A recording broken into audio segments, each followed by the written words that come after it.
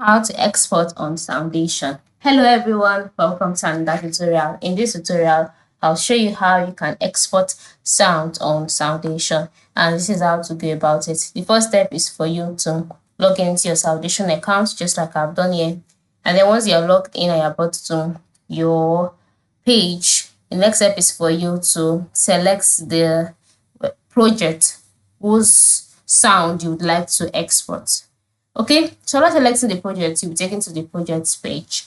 On this page, you can see that the project page is being loaded, so wait for it to fully load. So once that's loaded, the next step would be for you to select the audio that you'd like to export. So by selecting the audio, left click on it or right click on it, sorry, this way, and then a drop down menu will appear. In this menu, you'll see different options for you to export the file. You can export it as a MIDI file, as a WAV file.